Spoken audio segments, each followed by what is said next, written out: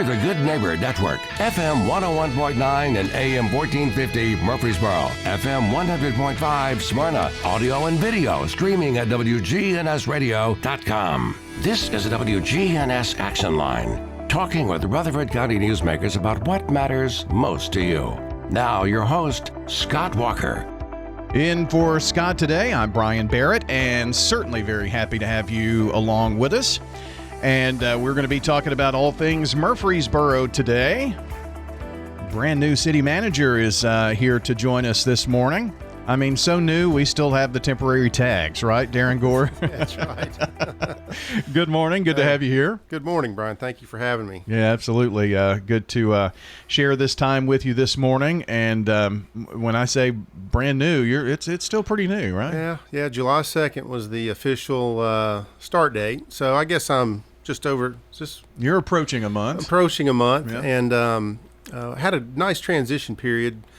I think my selection to be the next city manager was in mid-May. So I had all of May and June to quote transition. Craig was kind of transitioning out, and I was transitioning in, and I think that was a good move. To it was a little awkward maybe at times when I was at meetings and wasn't really the authority, and Craig was still the authority, but everybody was looking to me because they knew the decision that was made would end up, being with me. So I think we handled it well, and it was a good transition. And this last month, it's exactly what I expected. It's been trying to drink from a fire hose, the old analogy, and everyone's trying to bring me up to speed. I've got a steep learning curve going, and but I've expected it. The workload is what it is, and I expect it will slow down. It's in due time, but I'd say the first 6 months is going to be a pretty hectic time of my life. Yeah, you probably so. But at least you have those trusting friends that have been around, who have gone through that. If you need to knock on the door, you can do that. Yeah, absolutely. Look, we've got one of the main decisions that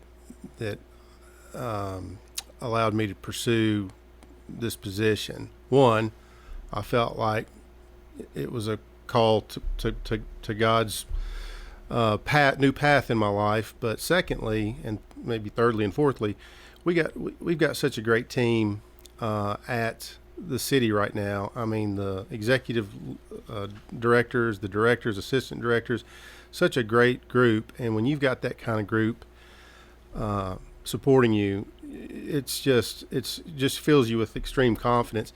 And again, the council, we've got such a great council. They have been so supportive of staff and our recommendations, and worked with us collaboratively. And of course, we're pursuing their priorities, and we always keep those in mind. But they have always been so when you add up the council,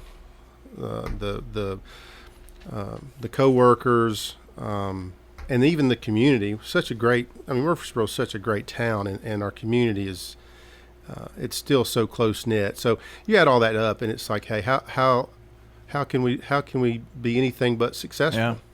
Yeah. Did Craig warn you, part of this job is going on the radio and fielding questions? Yeah, that's right. Yeah, I've been on here a couple of times before, but yeah, so I did. I texted out the staff today. I said, hey, I'm on the radio from 8:10 to 9, so if I start bumbling around on a specific answer, text me the correct information. Well, I showed you my extensive notes, so right. We'll see where things go here today. Yeah, that's okay.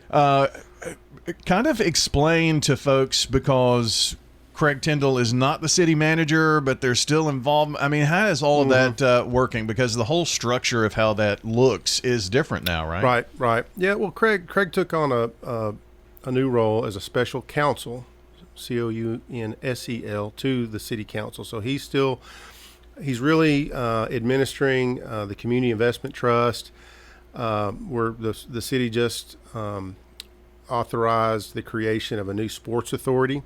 So Craig will be administering the sports authority that has yet to meet, but is about to meet, I think, in August.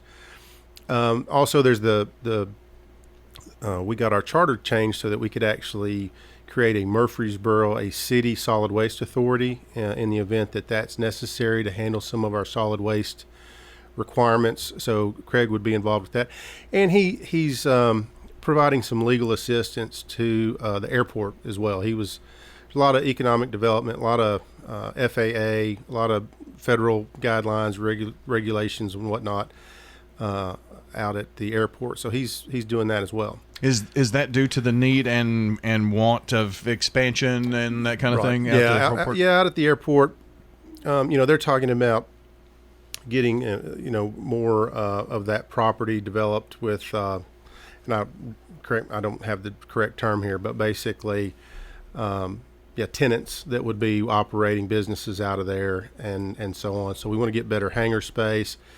You can see the new terminal, which is absolutely beautiful. It's been out there for years. I mean, a few years now, but that place the airport has really become a hub of activity, not just for airport activities, but we've got city schools that are using the community room out there. We've got a lot of our council meetings are being held out there.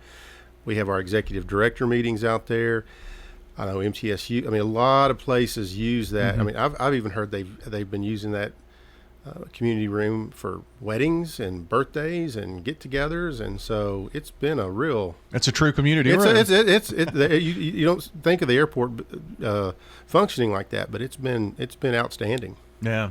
So Craig is still around, but doing so many other things that, I mean, I would think that sometimes if the old boss is still around, that can be kind of intimidating at times too, but it can also help. So how are you approaching that? Yeah, no, Craig and I have always had a great relationship. And I think we like each other. I like him. I think he likes me too, but he moved out to the police department headquarters out off of Highland. Oh, okay. So he's come in the office. I'd say in the last month I've seen him a handful of times, 4, 5, 6 times, and he's checking in on me. Hey, how's it going? Are you okay? How can I help? And he's been through the fire hose before. He's been through the fire hose treatment, so he has a good perspective of what I'm going through. But he really did, through that transition period, he really did hand off a lot of things and to me, and he got me up to speed on some of the hottest topics, right? The hot button items. So it's been great. I mean, he and I I went to the airport commission the community investment trust meeting the other day, and he ran that meeting, and people have done well by coming to me now, and Craig has kind of understood he's in a new lane, and he stays in that new lane, and he just is there to help me when I need it. Kind of figured that would be how he would handle that, not be hovering, that kind of thing. Oh no, I think he was ready to move on from the city manager responsibilities, because it's a lot. And I think his season of life, he was just ready. He wanted to continue to work, and he still obviously adds a ton of value, and it is a great backstop for me. I mean, not only his from his legal experience, but also the city manager experience. I mean, just knowing that he's a resource to me it's great. So I have no hesitation on calling on him, and I tell everybody we're doing a new dance, or there's a new tune to the new dance, and we're all trying to figure out how to dance with each other, and I think Craig and I have pulled it off pretty well right now. Murfreesboro City Manager Darren Gore joining us this morning here on the Action Line. And, Darren, it's not like you're coming into this city manager role with, first time seeing Murfreesboro and knowing what's here. I mean, this is home.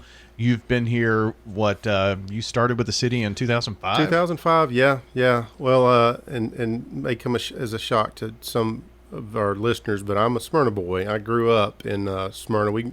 So a bulldog. Huh? Yeah. I moved there in '74 with my family. I was a young kid, and started kindergarten in Smyrna and graduated high school from Smyrna. So went K through 12, and went off to Atlanta to Georgia Tech, got my degree, lived in Birmingham a few years, and we moved back here in '98. So I worked for Weiser at Weiser Company. It was a consulting firm here for about just over 7 years. And 2005, the assistant director of the Water Resources Department, we called it the Water and Sewer Department back then. I took it and was the assistant director for 7 years, became the director in 2012 when Craig was made city manager, appointed city manager in 2018. He promoted me to assistant city manager. So I was operating kind of a dual role as assistant city manager and water resources director at the same time. And then and really did not aspire to do. I was happy, and we at Water Resources, we were, I call it cooking with gas. Everybody was on the same page, and then this opportunity came forward, and you always are a little apprehensive about taking on a new role, especially one as large as the city manager, and understanding there's a lot of areas of expertise that I didn't have. But that was one of the interview questions the council said is, you're not a subject matter expert in all of these other things. How do you manage that? And you say, well, I know how to get resources to the subject matter. I know who the subject matter experts are, and I know how to equip them and get resources to them and trust them to make the right decisions. Yeah. So that's all I'm doing right now. It's just kind of, I play middleman between council and city employees and just try to make sure everybody's equipped. It's a servant leader, get into the servant leadership model, talking about that. I'll go on and on, but it really is just about, the biblical principle of in order to lead, you have to put yourself last. And when people really see that in action, that I don't have any self-serving agenda, my agenda is to serve them, then you develop trust, and people are prone to maybe take more calculated risks when they know you've got their back, try new things, and you really kind of get to explore your full potential. It's a little cliche, but it really does work. And to know that if there's an issue or a problem, you're going to be there with them to help lead, and first person up, last person to leave kind of thing. I mean, that's right. What it means to be a leader, isn't it? It is. I mean, and I, and you have to practice what you preach. I mean, you can't say these things and then act a different way. I mean, you have to have that character integrity, and people need to see it. And they've seen me. I've said this during, I don't know, probably several times, but people have seen me as assistant city manager and water resources director for years, and they've seen who I am. And I think I'm a pretty laid back, I like to cut up and pretty casual type environment. But I know that as soon as, you become city manager, I can tell people are like, is this guy going to change? Is he going to be the same character we've known and hopefully loved for all these years, or is he going to turn into this tyrant taskmaster? And my goal is to be the same guy, have the same character, and support everybody like I have in the past, and not get anybody worked up. But everybody is watching, so it's an interesting dynamic when you first become the city manager. Still going to tell those dry jokes and that kind of thing, right? That's right. The dad jokes, exactly. Oh, yeah. Well, that's good. Murfreesboro City Manager Darren Gore is here with us. And, growing up here in this community, nothing against someone coming in from outside. I think that can offer a great perspective, too. But to know where you've been maybe kind of helps guide where you want to go. I don't know. Yeah, well, it was an interesting growing up. I was here pre-Nissan, and so you weren't one of those Seward babies or whatever. No, my dad moved in and started working at Interchange City in Laverne for Chromalox, and so I got to see Smyrna.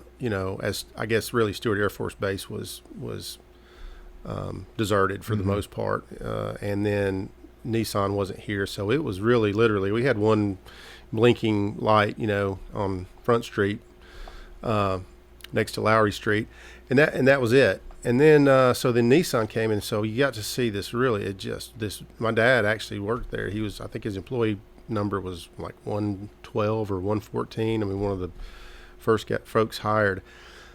So I've got to see Murfreesboro, turn from really into a small rural community into what it is today, which is just, one of the top fastest growing communities around. And again, that was another compelling factor. You want to be, it's why I left consulting and came to the city, because I saw such a vibrant, energetic growth in a city environment. I saw a very stable council, a very stable administration for the city, and I thought, hey, this is an opportunity for me to get into something. Sure. And do long, as a consultant, you kind of have short-term projects. You design it, you get it done, and you're working for multiple communities, and it's fun. It's very satisfying to see these projects get done. But you don't necessarily have that long-range strategic, hands-on, working on something for 5, 10, 15, 20 years. So, now that I'm coming up on my, I guess, just past 19 years with the city, and was consulting with the city for 7 years prior to that, got to be involved with all the Gateway, Medical Center Parkway development. I could go on, but Barfield Park, gosh, I was very hands-on in that design and construction. But you say where we want to be, and that's where I really want to. I think I'm gifted in this regard, but looking at that 5 and 10 year outlook or horizon on what do we want to look like in those time horizons, and really start structuring some goals and objectives to get there, so we can measure ourselves. Are we becoming what we want to be? And if we decide along the way that things change and we need to move those targets or those goals, hey, we can move them and adjust. Yeah, well, it's good stuff. We are talking here with Murfreesboro City Manager Darren Gore, and if you've got any questions you'd like to ask, something you'd like us to kind of talk about here this morning, if you'll text 615-893-1450, we'll get to it real quick, and we're going to talk about what the city is moving forward on, some of those hot button issues or hot button things that Darren mentioned just a second ago, and where we want to be looking in the next 5 to 10 years and such. So that's where we'll be in conversation. You're listening to The Action Line here on News Radio WGNS. Again, text your questions to 615-893-1450. Back in a moment. A traffic and weather check coming up, too. This is Stan Vaught. I'm a lot like you, a husband, father, farmer, auctioneer, and community supporter. I'm now a candidate for school board. In the last cases, Walter Hill, Milton, Leanna, Oakland, and Siegel communities. I believe in community schools, vocational education, and getting education back to the basics. I'd appreciate your support for school board. Please vote for Stan Vaught on Election Day, August 1st. Paid for by Stan Vaught for School Board, Stan Vaught Treasurer. Hi, I'm Lee Colvin, your Edward Jones financial advisor. And while you've heard the saying, slow and steady wins the race, that same concept can be applied to long-term investing. Investing a little bit at a time on a regular basis can really add up. We call this systematic investing, and though it doesn't guarantee a profit or prevent a loss, it's a way to take advantage of market volatility instead of enduring it. Give me a call, Lee Colvin, at 615-907-7056. Edward Jones, member SIPC. Habitat for Humanity's Legacy Point subdivision is making dreams come true. It just does so much for the community when everyone can participate in home ownership. It builds stronger communities. And you help build Habitat homes whenever you save at the Habitat Restore. That's a great investment for them, and it changes their life. The Habitat Restore is at 850 Dr. Martin Luther King Jr. Boulevard. This is Good Neighbor Events with Bart Walker. Brought to you by AmeriCare Pest Control and the law offices of John Day. I've got hay. Here's Tom Sweat with AmeriCare Services Incorporated. AmeriCare's moisture control services include mold testing, mold remediation, crawl space repair, vapor barrier, sump pump installation, radon testing, radon mitigation, and basement waterproofing. If there's something wrong in your crawl space or basement, we can probably help. Just ask for a free inspection. 893-7111. All the best of the best to get rid of your pest. AmeriCare Services Incorporated. Let's check those WGNS Good Neighbor events. The Legacy Gathering for the Women's Club of Murfreesboro is going to be at Oakland's Mansion this year. It's not at the Women's Club because they're totally renovating that historic building. But they do need your support to cover the cost of renovations. So make it a point to be at Oakland's Mansion on Saturday, August 10th, from 5 until 8 in the evening. And the proceeds preserve history. You can bike with the Ranger at the Stones River National Battlefield on the first Saturday of each month through November. It's free, but you need to make an appointment. Contact the Stones River National Battlefield. There's a nighttime run coming up on Friday night, August 16th. It's Laverne's Howl at the Moon 5K. Call the Laverne City Hall for details. Don't throw away old glory. Bring your tattered American flag to WGNS and let the girls from BSA Troop 2019 at Trinity United Methodist Church retire it with dignity. Plus, we also recycle Bibles. Those are WGNS Good Neighbor events. Good morning. Still some volume out here on 40 westbound. Over here at Fessler's, all that traffic coming in from Donaldson. It's sluggish right now on 65 southbound, trying to get down past Trinity Lane. It's busy, but moving fairly decent on 65 northbound as you come out of Murray County there into Williamson County, especially trying to get up through the Spring Hill area. Hey, Prince's Hot Chicken has new items on that new menu. They also offer DoorDash, Uber Eats delivery, princeshotchicken.com. I'm Commander Chuck with your on-time traffic. A heat advisory will go into effect this afternoon. A few spotty showers and storms possible late this afternoon. Blend of clouds and sunshine develops at a high into the upper 90s. I'm meteorologist Jennifer Wojcicki on News Radio WGNS. Currently, it's 76. Our program, The Action Line, powered by Middle Tennessee Electric, and we're getting back to those hot summer months here this week. A heat advisory in effect for today. And during the hot summer months, nudge up that thermostat just a little bit, and you can reduce your cooling cost. More tips at mte.com/myenergyplan. Action Line continues here this morning. Murfreesboro City Manager Darren Gore joining us here this morning. We had a little reunion with Wayne Blair, and Rick Hall popped in just a second ago. You Smyrna guys, I mean, you know, right. once purple and gold always, right? Is that's that what right. it is? And Smyrna guys can only talk about Smyrna too. So well, I guess that's true. Murfreesboro folks just don't need to talk about Smyrna. Well, you know, there's one thing about Smyrna that I find interesting right now, and I know you're the Murfreesboro city manager, but my thought was, 30 years ago, Murfreesboro looks like kind of where Smyrna is today, really growing and developing, and with population and all. We've got in Rutherford County, we have, really big cities that make up the county. Right. The growth has obviously been the primary challenge for even when I was at Water Resources. I mean, it was as soon as you got one project done to expand infrastructure to handle new growth, you didn't stop and take a breath. You started moving to the next project because you knew the growth was going to continue to come. So you just can't sit on your hand. You got to get into a proactive position because it's coming. And so we're doing that with roadways, with streets, with traffic.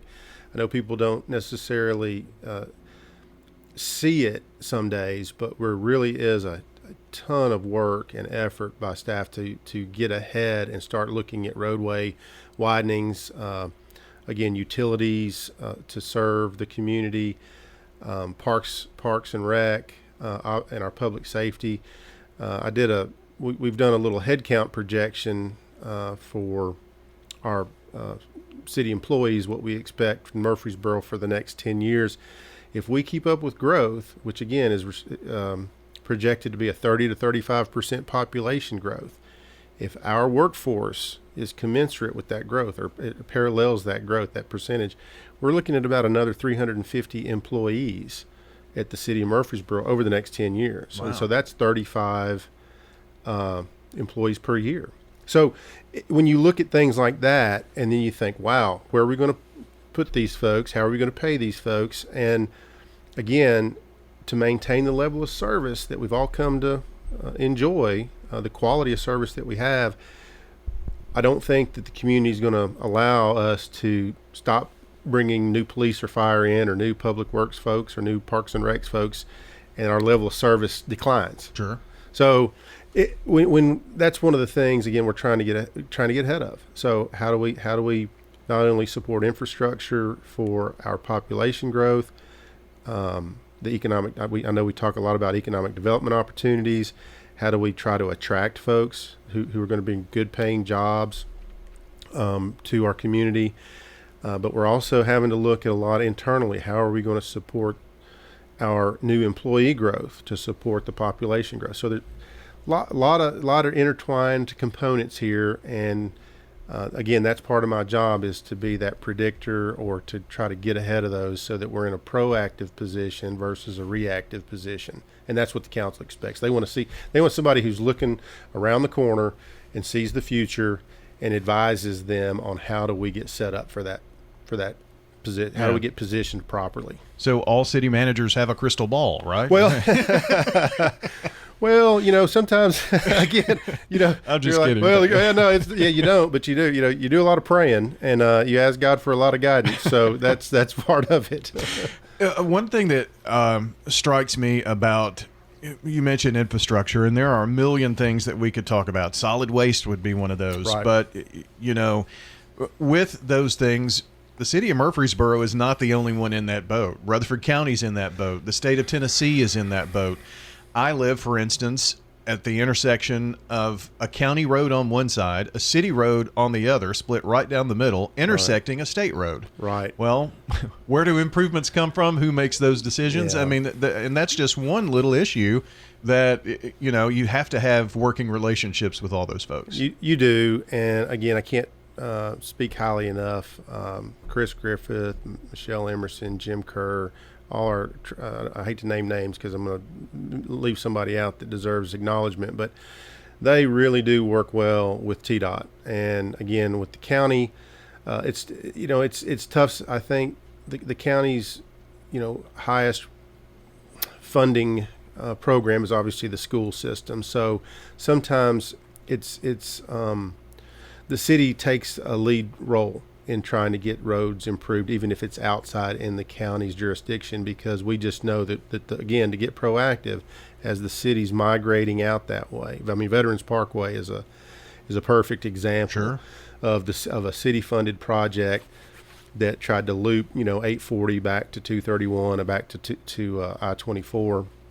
So because we knew that west was where our high growth area is, and that's still our high growth area. So we've got plans. We've got a major thoroughfare plan that tries to predict 2035, 2040 transportation needs, and we try to do high priority, mid priority, or when I say high, short-term improvements, mid-term improvements, long-term improvements, and work the plan. Mm-hmm. And Cherry Lane is going to be kind of one of those for Cherry Lane. That side, very similar to Veterans Parkway, to tie 231 to 840 to 24. Yeah, to Broad to 24. Yeah, and we were talking internally. I was talking with Sam Huddleston the other day and saying, hey, we're about to kind of undergo a very similar. I mean, when I was consulting with Weiser Company back in the early 2000s, I was working on all that medical center parkway, road construction, Gateway Boulevard, all the infrastructure to support the hospital moving out there. And I know we had economic development agreements and plans throughout that whole corridor that we've been managing for 25 years now. I said, we need to go back and maybe do a playbook of what should we have done differently? Did we make mistakes that we don't want the next generation? And we're not making this playbook for us, because this generation, we've done it. We've gotten that corridor from I-24 over to Broad, or actually to Memorial, in the form of Medical Center Parkway. Now we've got this Cherry Lane set up that's going to be really pretty doggone close to what we did with Medical Center. Let's put a playbook together for that next generation of how do we give them our wins and the components and the actions we took to set the city up for success, to give the economic or the developers successful projects. Let's try to pull that together. So, because you're right, we're about to. It's gonna. I don't want to call it Medical Center 2.0, but it's gonna be different, but it's gonna be very, very similar. Yeah. Darren Gore is with us, Murfreesboro City Manager, and there are just a lot of things, I would say, infrastructure. Well, you tell me, what are the top 2 or 3 things that you hear from people out in the community that say, Darren, you really need to work on this or that? Roads are probably traffic. That's probably high on the list, or number one, would you say?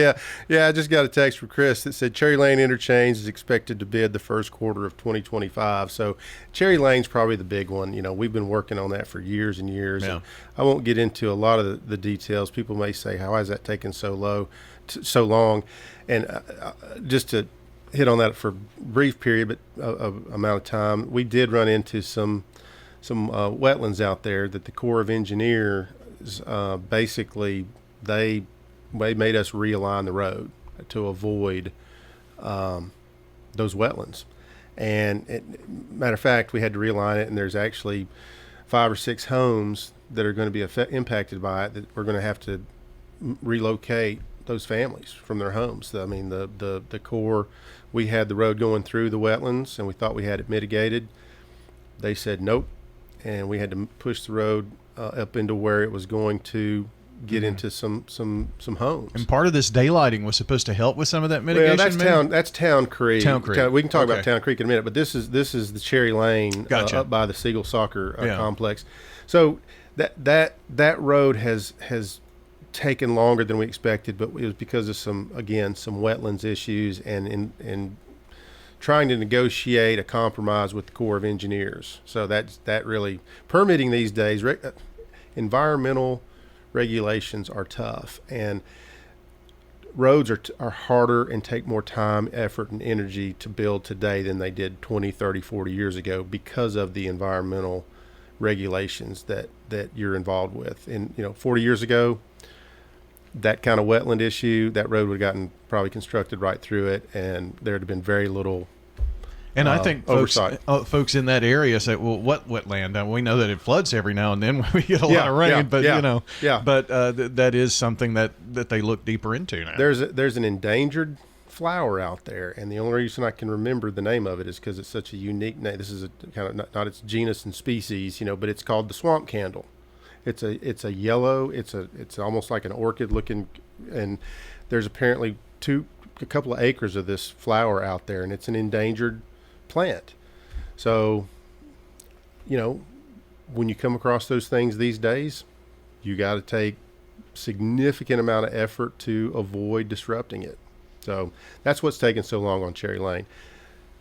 Town Creek, again, that's expected to bid before the end of the year. We have to bid that before the end of the year in order to receive our federal funds through the American Rescue Plan Act. And that's got to be built and constructed within 2 years. So by the end of 2026, Town Creek will have to be daylighted, if you will. Right now, it's got a pipe.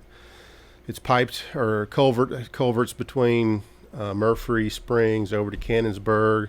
All that's expected to be daylighted, which one has a huge. That is, again, it's a very high environmental benefit from the standpoint of really enhances water quality. But also it creates now a linear park that doesn't exist, but it kind of connects. It's going to connect downtown. Well, with the addition of a pedestrian bridge over Broad, it will connect downtown to this linear park over to Cannonsburg, again into our greenway system. So it's if you see the renderings, people ought to go and check out the renderings on the city's website. it's going to be a beautiful project. And again, have a lot of environmental enhancement as well. And of course, you think you get questions. I mean, being where we are, you know what I'm going with here, I know don't where you? you're going. You know, it's the question of the day, or multiple times a day. You know, it's, well, what's happening here? You know, Right. I think folks are seeing, you know, some of the businesses being relocated and across the street for that daylighting project, and they're thinking, well, everything's about to start. So I say, I don't know it much more than you do. Talk to Darren Gore is what I say. That's right. Yeah. Well, we again, the town, so the Keystone project, or you know, the economic development project that we've talked about, where again the fire admin has moved out to Thompson Lane facility. The Water Resources Department is about to move into a new facility out on Robert Rose Drive, so that those buildings, those old city buildings, can get torn down, demoed. They're our last neighbors, by the way. I know they are. I know. We're I kind of miss my office over there some days too. I bet. But the Town Creek, so yes, all those buildings that the city and the properties the city has acquired, that's actually going to make a really nice section of Broad from Vine Street down to Church Street, because you're not going to have any businesses, so there's not going to be any right turn ins into all those right turn ins for those businesses. That's going to be eliminated, so you're really just going to have a straight shot. So that should actually help some traffic on that section of Broad. We just met with the Keystone Group yesterday. And you know, we know that there's been some financing challenges with the hotel component of that entire plan. I think the mayor said it well. There's like three buckets, or three components of the project. One is really the WGNS getting you guys relocated over to across Church Street. Then there's the condo, multifamily parking deck components, kind of the middle, and then there's the hotel that's really supposed to go over on the corner of Broad and Vine. We're looking at options on how to help finance the hotel and keep the project moving. It's a little behind schedule now because the hotel is tethered to these other two buckets. I see. And so people want to, or we could finance bucket 1 and bucket 2, but they don't. The banks don't want to finance bucket 3 to get tethered together.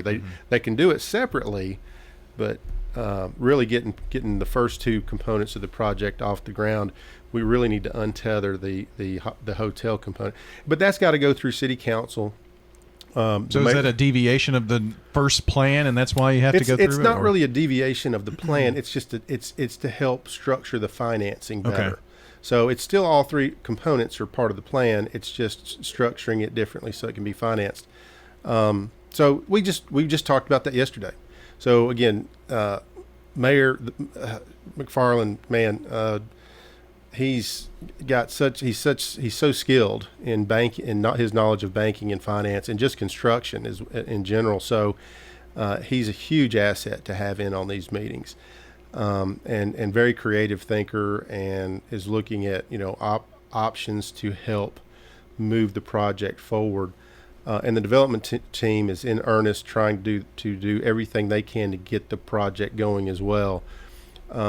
And the council, there was communication to the council this morning on our meeting yesterday, which again, we're trying to be, we want everybody to understand, be at kind of at the same, level of knowledge as we move forward on these projects. So I think we're in good shape there. It's just a little behind.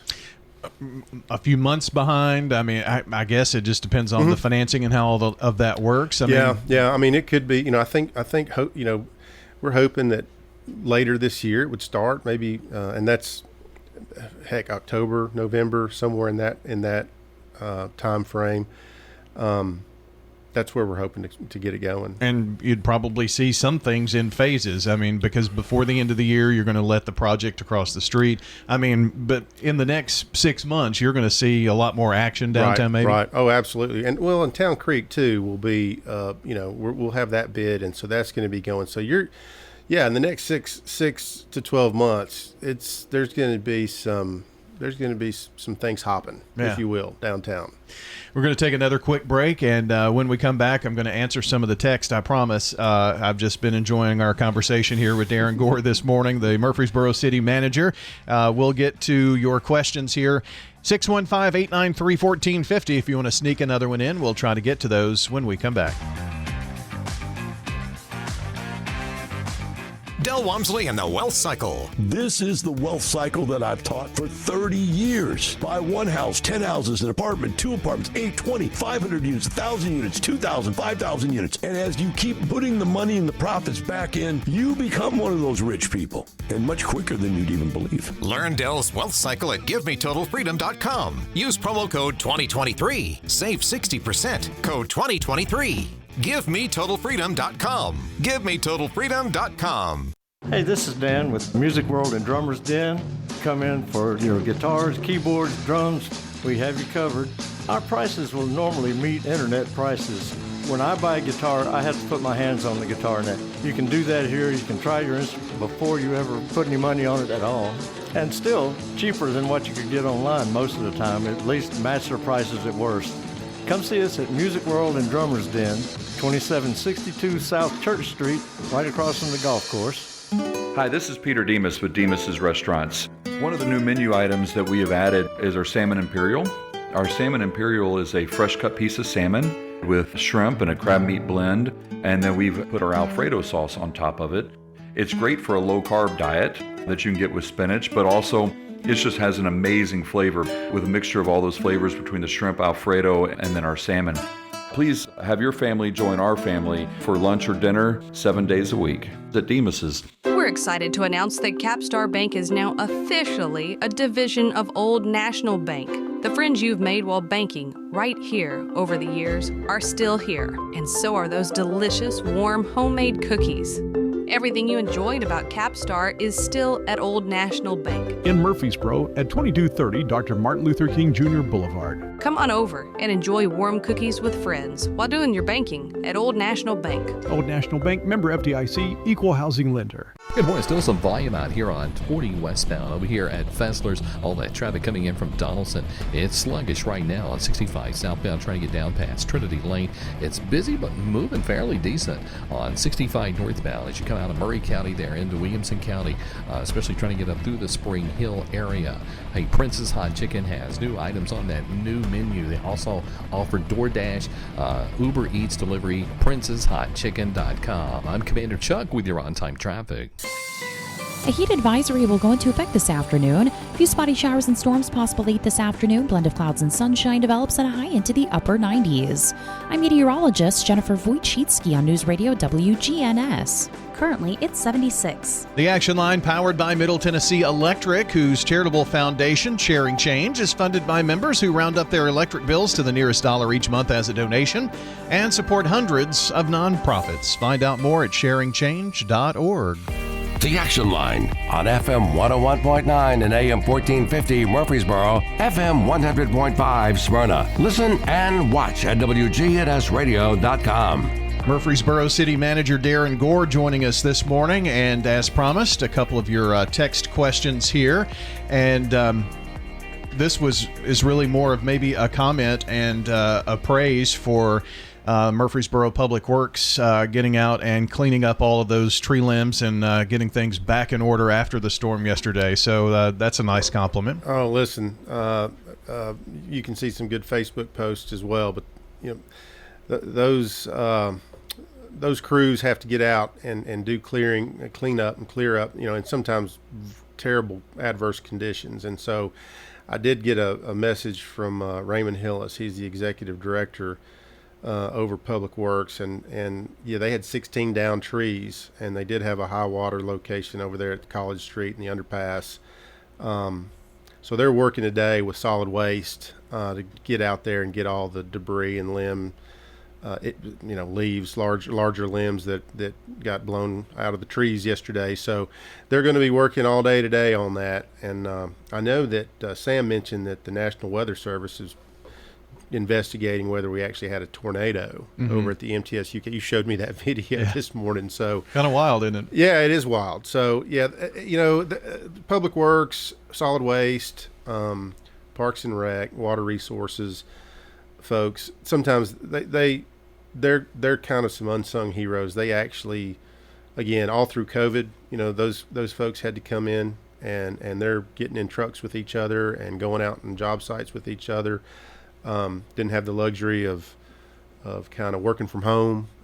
Their jobs are out in the field and dealing directly with customer services, and so they get highlighted when we have these kind of I won't call it we'll call it an extreme weather event, right? They get highlighted there. So sure. So we need to highlight them every time we can. A reply to that said, also don't forget MPD. They were out directing traffic and all that stuff too. Yes, the police. Yes, police. If our signals go out and the police get out there, they're having to sit through those adverse conditions and manage traffic.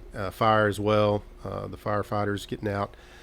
Managing, if there's any accidents. I don't think we had any. I think Chief McCluskey told us that there was no one was injured or hurt yesterday, and we just tell everybody we'll be safe when we're cleaning up too. Yeah. So everybody stay safe. It's that time of the year. I'm going to give you the last two questions, and we've got like 3 minutes to touch on some of these, so there'll be quick points. Right. Any update on the West Side Park? And said earlier in the show you mentioned the new sports authority. What is that all about? So there you go. Right. Well, so the West Park is advancing. We've got construction drawings pretty much ready to go. We actually had some meetings with council to talk about funding strategies since the cost of the park has gone up. So we're hoping to have that bid. I think Nate Williams, our executive director over Park Services, Recreation Services, said, October, November bid. And so we'll have that hopefully started construction end of the year, beginning of next year. I'm sure we'll be doing press release and roll that out, let people know. But yes, it is advancing. I know it's been a long wait for a West Park, but we're ready to go and pull the trigger, and we've got the money to do it. With regards to the Sports Authority, that really, I'll say this, I'm not a subject matter expert on this, but this is an opportunity where we can get into this authority can operate somewhat outside more like a private sector entity, where we can start coming in and getting some advertisement, like for example the Siegel soccer indoor facility, getting some, getting a what's the right term? Not a brand, but a host to do some somebody like that a corporate sponsor, like or a sponsor, something? Yeah, like a corporate sponsor. That's the word I was looking for. A sponsor to get out there and start doing some signage, and so where the city can capitalize on some of these larger sports venues, getting those sponsorships. Those can get funneled through the authority, and there's more flexibility for those opportunities through the authority than running it through council. So maybe like Darren Gore soccer field or something like that. Yeah, exactly. Yeah, if I'm willing to put up the bucks, I could put Darren Gore soccer field. But it's, Metro, Metro Nashville has a sports authority, and they do that, a lot of things through that authority in Nashville. So we're just kind of mimicking or mirroring that to create more opportunities. Can probably help bring events here with the facilities too. Yes, events and again sponsorships and revenue dollars, and so it's a venue to leverage our recreation facilities. Well, Darren, it's been fun talking to you. I know between myself and Bard and Scott, we'll be talking with you over the years to come, and certainly appreciate it. Congratulations on the new job. Thanks for taking an hour here with us this morning. I hope you've enjoyed it as much as I have. I've greatly enjoyed it. I did just get a message from Sam Huddleston that Siegel Soccer Complex had 1 million visitors last year. Wow, a million. And when people come in for these sports events, guess what they do? They get motel rooms, and they eat here, and then they leave. And so it's good for the city. Good stuff. And I hope you're having a good morning out there, Sam, too. Darren, thanks. All right, appreciate it. And that's going to do it here for the Action Line. The podcast will be up shortly. Thanks for joining us today.